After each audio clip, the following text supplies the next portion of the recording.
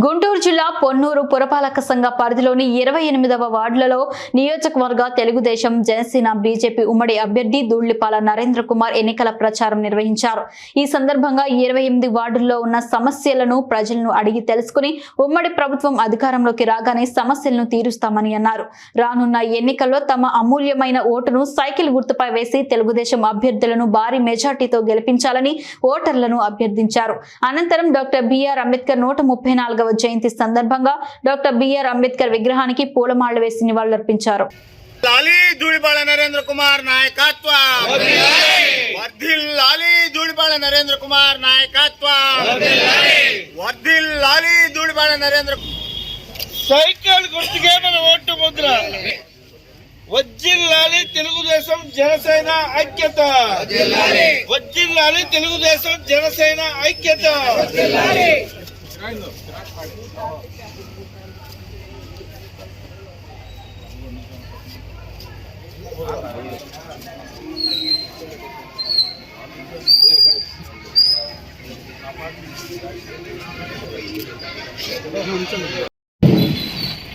మీరందరూ డాక్టర్ బాబాసాహెబ్ జోహార్, డాక్టర్ బాబాసాహెబ్ అంబేద్కర్ జోహార్, డాక్టర్ బాబాసాహెబ్ అంబేద్కర్.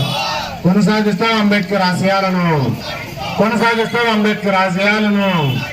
జై భీమ్, జై భీమ్. పూలమాలతో నివాళులర్పిస్తున్నారు. వారికి జై భీమ్ సమూహం. బాబాసాహెబ్ అంబేద్కర్ 134వ జయంతి సందర్భంగా ప్రతి ఒక్కరికి ఆయన నివాళులు అర్పిస్తూ అందరికీ కూడా బాబాసాహెబ్ అంబేద్కర్ గారి యొక్క జయంతి సందర్భంగా ఆయన యొక్క జీవితం ప్రతి ఒక్కరు కూడా స్ఫూర్తిదాయకం. మరి అట్టడుగు వర్గాల్లో పుట్టి ఎంతో ఎత్తుకు ఎదిగిన మహానుభావుడు. ఇవాళ భారతదేశం ఒక లౌకికవాద సార్వభౌమాధికారం కలిగిన దేశంగా కొనసాగుతుందంటే అది బాబాసాహెబ్ అంబేద్కర్ గారు నేతృత్వంలో రూపొందించిన రాజ్యాంగం వల్లే.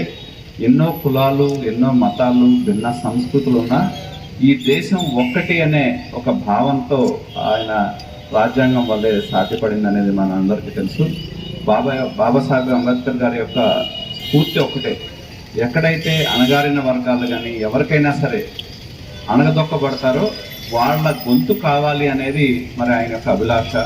ముఖ్యంగా ఆయన కోరుకునేది ఒకటే, నిమ్న వర్గాల ప్రజలు ఎవరైతే ఉన్నారో వాళ్ళు ముఖ్యంగా చదువు అనేది చాలా ప్రాధాన్యంగా ఆయన గుర్తించడం జరిగింది. ప్రతి ఒక్కరూ చదువుకోవటం, అందరూ కూడా సంఘటితంగా ఉండటం, అలాగే అందరూ కలిసి పోరాటం చేయటం అనేది. ఎందుకంటే సమాజంలో ఇవాళ ఈ వర్గాల ప్రజలు ఎవరైతే ఉన్నారో ఎంతోమంది బలహీన వర్గాల ప్రజలు ఉంటారు. వాళ్ళ యొక్క కష్టాలు కానీ, వాళ్ళ యొక్క బాధలు కానీ, కన్నీళ్లు కానీ చెప్పుకోలేక పెత్తందారీ వ్యవస్థలో నలిగిపోయే ఎంతోమంది అమాయకులను మనం చూస్తూ ఉంటాం సమాజంలో. అటువంటి వాళ్ళకి అండగా నిలవాలి, వాళ్ళ గొంతుకు కావాలి అనేది అంబేద్కర్ గారు కోరుకుంది. మరి ఖచ్చితంగా మేమందరం కూడా అంబేద్కర్ గారి యొక్క ఆశయాలని ముందుకు తీసుకువెళ్తాం. ఏదైతే ఆయన ఒక స్ఫూర్తిగా భారతదేశంలో ప్రతి ఒక్కరూ గర్వించదగ్గ గొప్ప నాయకుడు ఎవరన్నా అన్నారంటే బాబాసాహెబ్ అంబేద్కర్ గారు.